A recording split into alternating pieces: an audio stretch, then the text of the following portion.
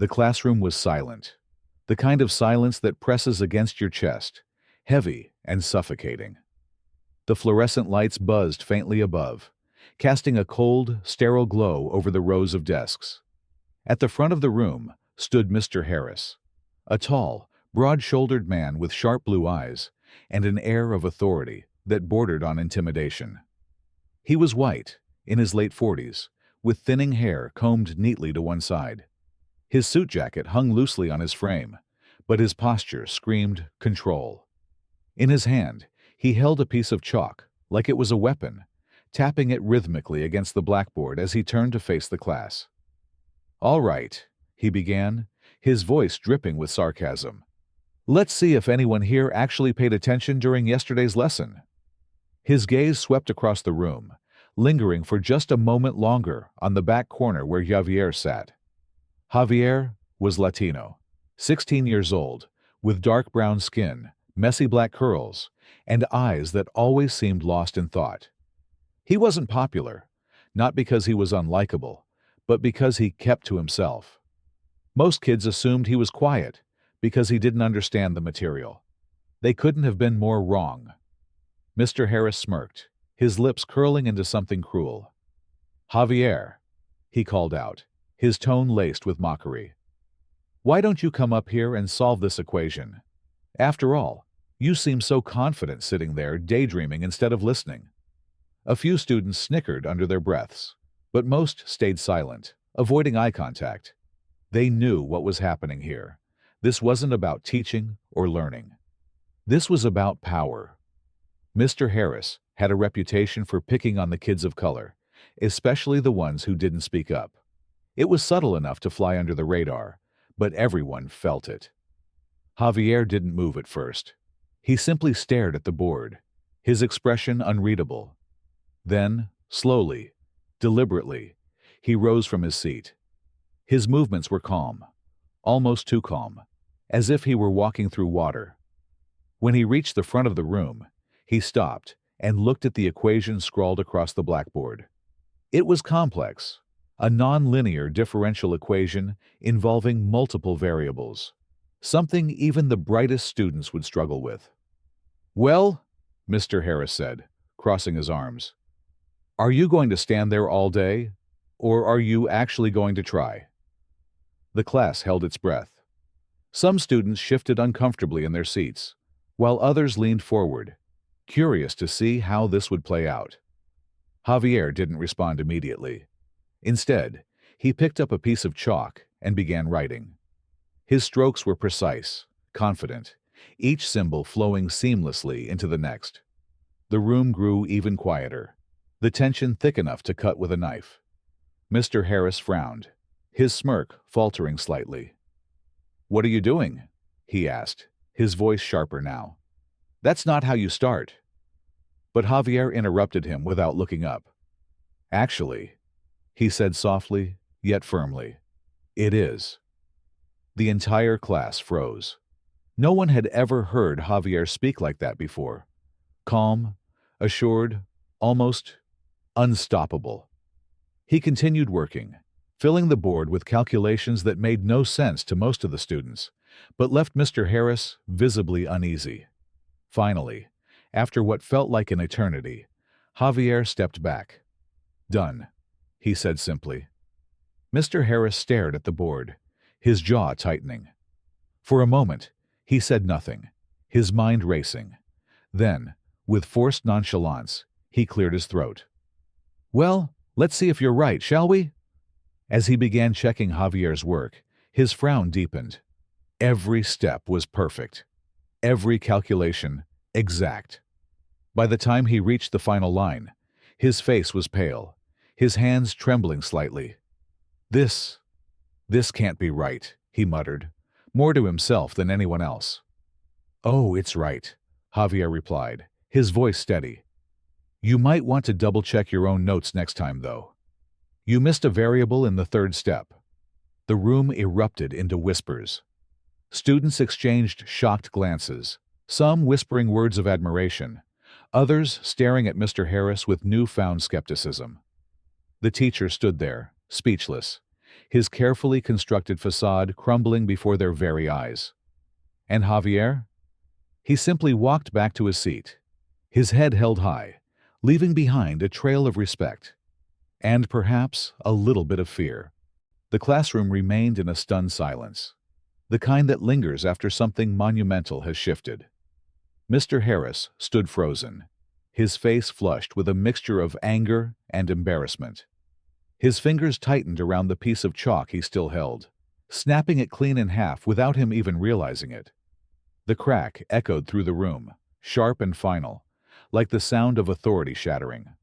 Javier sat back down in his seat, calm and composed, as if nothing out of the ordinary had happened. He opened his notebook and began sketching absent-mindedly, his pencil moving with quiet confidence.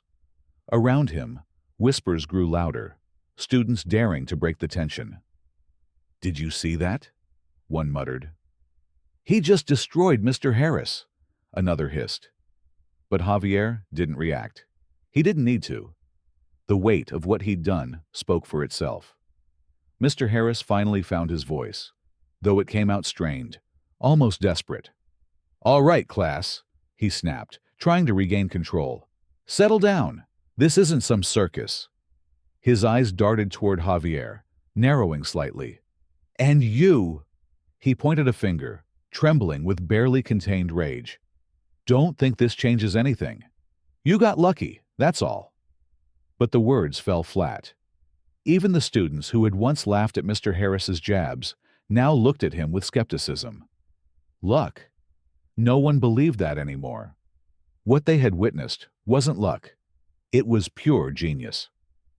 Later that day, during lunch, Javier sat alone under a tree near the edge of the schoolyard.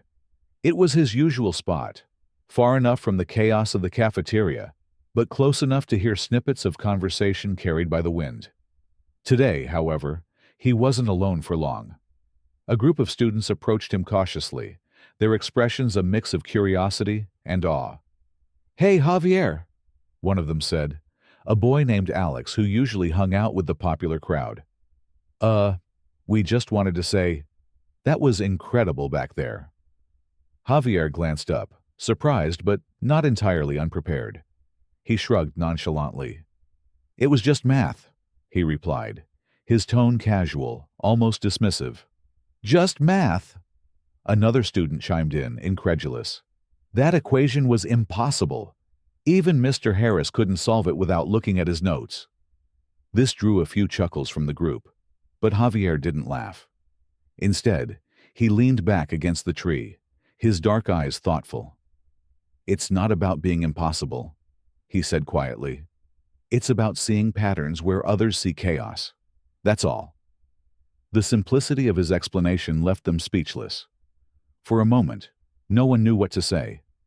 Then Alex broke the silence. "You're like a genius or something, aren't you?" Javier smirked faintly, shaking his head. I'm just different." The bell rang then, cutting their conversation short. As the group dispersed, heading back inside, Alex lingered for a moment longer. "Hey, thanks for standing up to him," he said, his voice softer now.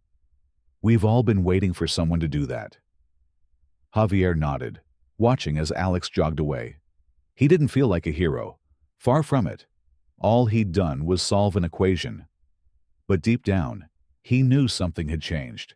Not just for him, but for everyone who had witnessed it. Meanwhile, in the teacher's lounge, Mr. Harris paced furiously, his hands balled into fists. His colleagues watched him warily, unsure whether to intervene or stay silent. Finally, one of them, a younger teacher named Ms. Patel, spoke up. "What's wrong, Robert? You seem upset." "Upset?" he spat, turning to face her. "That little brat humiliated me in front of the entire class. He made me look like a fool." Ms. Patel raised an eyebrow, unimpressed by his theatrics. "From what I heard, you picked on him first. Maybe if you hadn't tried to mock him, none of this would have happened." Her words hit him like a slap, but he refused to admit she was right. Instead, he stormed out of the lounge, muttering under his breath about kids these days and how they lacked respect. Back in the hallway, Javier passed by unnoticed, blending into the crowd as he always did. But today felt different. Today, he could feel eyes on him, some curious, others admiring, and a few hostile. He didn't care about any of them. What mattered was that he had proven something, not just to Mr. Harris, but to himself. As he turned a corner, heading toward his next class, he caught sight of a flyer taped to the wall. It advertised the upcoming Math Olympiad, a prestigious competition for high school students. Something stirred inside him, a spark of interest he hadn't felt in years. Without hesitation, he tore off one of the registration forms and tucked it into his pocket. Maybe it was time to stop hiding. The days that followed were unlike anything Javier had ever experienced. A strange blend of newfound attention and lingering tension. The whispers in the hallways didn't stop. If anything, they grew louder. Some students looked at him with admiration, others with envy, and a few with outright hostility. But what surprised him most was the way some teachers began treating him differently. They weren't openly kind, far from it, but there was a subtle shift in their tone, as if they were suddenly aware of his presence in a way they hadn't been before. Mr. Harris, however, was another story. If anything, the teacher's attitude toward Javier worsened. He seemed determined to make up for his earlier humiliation, finding every excuse to call Javier out during class. "Late again, Mr. Alvarez?" He'd sneer when Javier walked into the room just seconds after the bell. Or, "Perhaps you'd like to explain this concept to the class, since you seem to think you know everything." But Javier didn't rise to the bait. Instead, he responded with calm indifference, answering questions correctly without hesitation, and refusing to engage in any form of confrontation. It frustrated Mr. Harris to no end, though he couldn't understand why. After all, Javier wasn't doing anything wrong. He was simply excellent at what he did. One afternoon, after yet another tense exchange in class, Javier found himself approached by Ms. Patel. She was younger than most of the faculty, with warm brown skin and an easy smile that made her instantly likable. Unlike many of the other teachers, she had always treated Javier with genuine kindness, never assuming he was less capable because of his quiet demeanor or his background. "Javier," she said, catching up to him as he headed toward the library. "Do you have a moment?" He stopped and turned to face her, nodding politely. "Sure, Ms. Patel. What's up?" She hesitated for a moment, glancing around to ensure no one else was listening. Then, lowering her voice, she said, "I heard about what happened in Mr. Harris's class last week. And I wanted to say, I'm proud of you." Javier blinked, caught off guard. "Proud of me? For what?" "For standing your ground," she replied firmly. "For showing everyone exactly who you are. Not everyone has the courage to do that, especially when someone is trying to bring them down." Her words struck a chord deep within him, though he didn't let it show. "It wasn't about courage," he said quietly. "It was about proving a point. To myself, mostly." Ms. Patel smiled, her eyes softening. "Well, whatever it was, it worked. And I think you should keep going. Have you thought about signing up for the Math Olympiad?"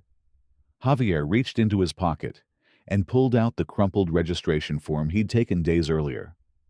"Actually, I was thinking about it," he admitted. Her face lit up with excitement. "That's wonderful. You'd be amazing at it. Let me know if you need help preparing. I'd be happy to assist." For the first time in a long while, Javier felt a flicker of hope. Maybe this was his chance to step out of the shadows, to show the world what he was truly capable of. But not everyone was thrilled about his decision. Word spread quickly through the school, and soon enough, Javier found himself facing resistance, not just from Mr. Harris, but from some of his own classmates. "You really think you're good enough for that?" sneered Tyler, one of the star athletes who had always mocked Javier for being too quiet or too weird. It's not like anyone cares about math nerds anyway. Javier didn't respond, choosing instead to walk away. But inside, the comment stung more than he cared to admit. Doubt crept in, whispering cruel lies. What if they're right? What if I'm not good enough? That night, as he sat alone in his small bedroom, surrounded by textbooks and scribbled notes, Javier stared at the registration form. His hand hovered over the pen, trembling slightly. For a moment, he considered throwing it away, convincing himself it wasn't worth the trouble. But then he remembered something his abuelo used to tell him back in Mexico, before they moved to the States. Nunca dejes que el miedo te robe tus sueños. Never let fear steal your dreams. Taking a deep breath, Javier picked up the pen and filled out the form. When he finished, he placed it carefully on his desk, where it caught the light of the fading sunset. Tomorrow would be a new day. The morning after Javier submitted his registration form, the air felt different, charged, as if the universe itself knew something significant was about to unfold. He walked into school with a sense of purpose he hadn't felt in years. His steps were steady, his shoulders squared, and for once, he didn't try to make himself invisible. The whispers followed him, of course. They always did. But today, they carried a different tone. Some students watched him with curiosity, others with respect, and a few with thinly veiled resentment. Yet Javier paid them no mind. His focus was elsewhere, on the Math Olympiad, on proving not just to others, but to himself that he belonged. In homeroom, Ms. Patel greeted him with an encouraging smile. "I heard you signed up," she said softly, leaning against her desk. "I'm so proud of you, Javier. You're going to do great." He nodded, grateful for her support. "Thanks, Ms. Patel. I'll need all the help I can get." "You've got this," she replied firmly. "And remember, it's not just about winning. It's about showing yourself, and everyone else, that you're capable of greatness." Her words stayed with him throughout the day, echoing in his mind like a mantra. But not everyone shared her optimism. During lunch, Tyler and his friends cornered Javier near the lockers, their expressions smug and condescending. "So, genius," Tyler began, crossing his arms. "You really think you're going to win this thing?" Newsflash: those competitions are for real smart people, not whatever you are. Javier clenched his fists, fighting the urge to retaliate. Instead, he met Tyler's gaze head-on, his voice calm but firm. "Why does it bother you so much?" he asked. "What I do doesn't affect you." Tyler smirked, clearly enjoying the attention from his friends. "Oh, it affects me. Because guys like you think you're better than everyone else. But we both know the truth. You're just a nobody trying to play at being somebody." For a moment, Javier felt the sting of those words. They hit close to home, tapping into insecurities he'd buried deep inside. But then he remembered his abuelo's advice, and something inside him shifted. "You're wrong," Javier said quietly, his tone unwavering. "I'm not trying to be somebody. I already am. And nothing you say changes that." With that, he turned and walked away, leaving Tyler standing there, momentarily speechless.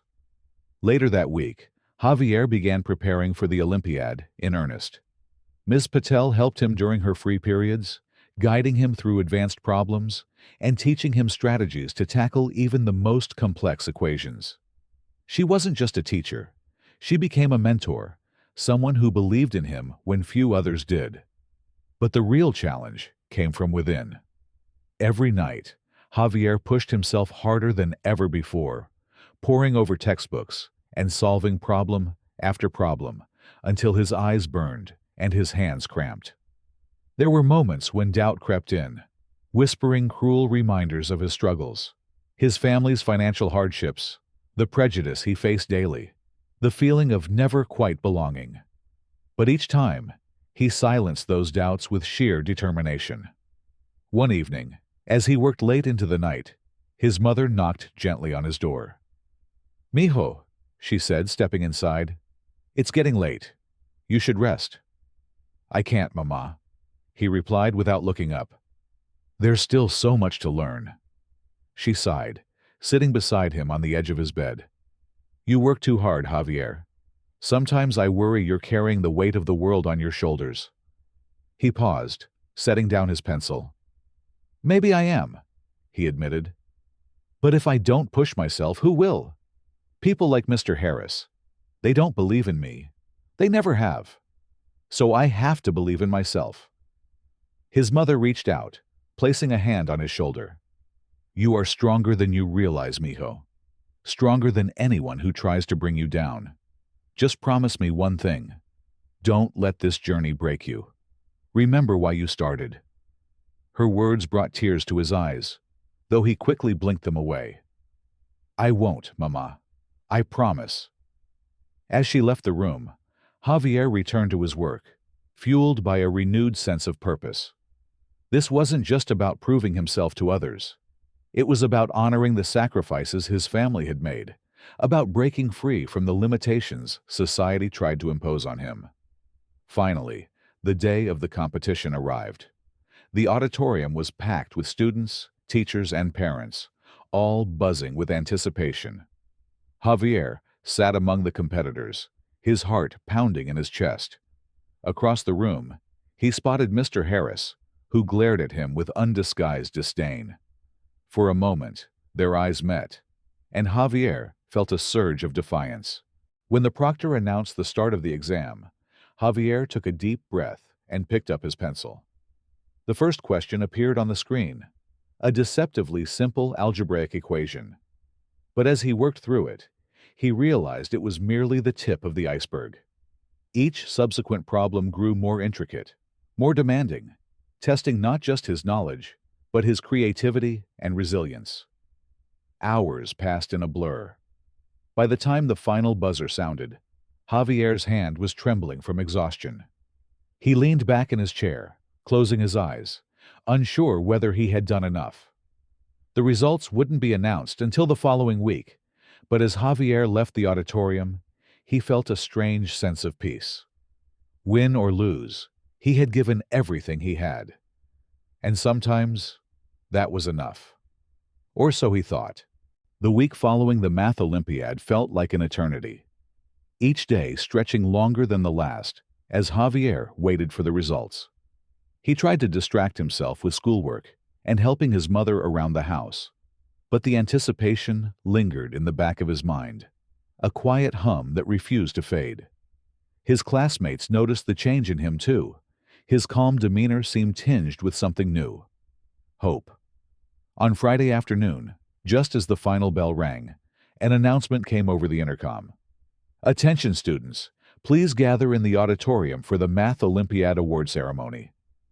Javier froze mid-step, his heart skipping a beat. He hadn't expected the results to be announced publicly. The thought of standing in front of the entire school made his stomach churn with nerves. But there was no backing out now. Slowly, he followed the crowd into the auditorium, taking a seat near the back, where he could blend into the shadows. The room buzzed with excitement as students filled the seats, their voices overlapping in a cacophony of speculation. Teachers lined the walls, some smiling warmly, others watching with detached professionalism. And then, at the far end of the stage, Javier spotted Mr. Harris. The man's arms were crossed tightly over his chest, his expression unreadable. But Javier didn't miss the flicker of unease in his eyes. Principal Thompson took the microphone, her voice booming through the speakers. "Good afternoon, everyone. Today, we celebrate excellence in mathematics and recognize the hard work of our students who participated in this year's Math Olympiad. This competition was fierce, with participants from across the state showcasing their skills. Let's give them all a round of applause." The audience clapped politely, though Javier barely heard it. His focus was on the envelope in Principal Thompson's hand, the one containing the names of the winners. "Third place goes to Emma Carter from Westwood High." A girl near the front stood up, beaming as she accepted her certificate. Applause erupted, but Javier barely registered it. His palms were slick with sweat, his breathing shallow. Second place goes to Lucas Bennett from Lincoln Academy. Another cheer swept through the room, louder this time. Javier's heart raced. Only one name left. And now, Principal Thompson continued, pausing dramatically, the winner of this year's Math Olympiad is... The silence that followed was deafening. Every eye in the room seemed to turn toward the stage, waiting. Javier Alvarez from Lincoln High School. For a moment, Javier didn't move. He sat there, stunned, as if the words hadn't fully registered. Then, slowly, the reality sank in. He had won. The auditorium erupted into cheers. Not just polite applause, but genuine, thunderous celebration. Students jumped to their feet, clapping and whistling. Even some of the teachers joined in, their faces glowing with pride. Ms. Patel caught his eye from the side of the stage, tears streaming down her cheeks as she mouthed, "I knew it." Javier rose shakily from his seat, his legs feeling like they might give out beneath him. As he walked toward the stage, he could feel every pair of eyes on him. Some looked at him with admiration, others with disbelief. And then there was Mr. Harris, standing rigidly off to the side, his jaw clenched so tightly, Javier thought it might crack. When Javier reached the stage, Principal Thompson handed him the trophy, a gleaming golden structure that seemed impossibly heavy in his hands. She smiled warmly, her voice soft enough for only him to hear. "Congratulations, Javier. You've made us all proud."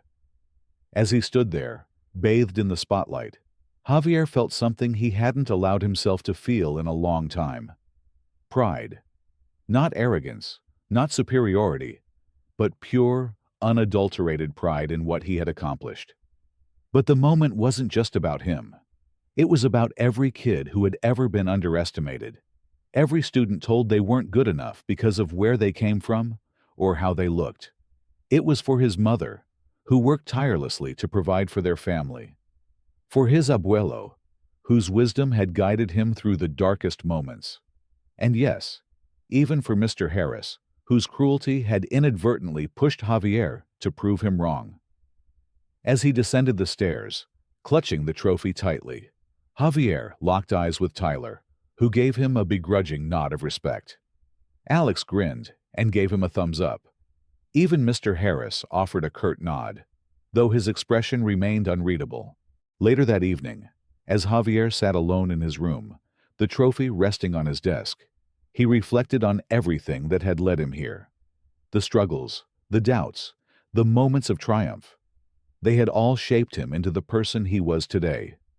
And as he gazed out the window at the stars above, he whispered softly to himself, "Never let fear steal your dreams."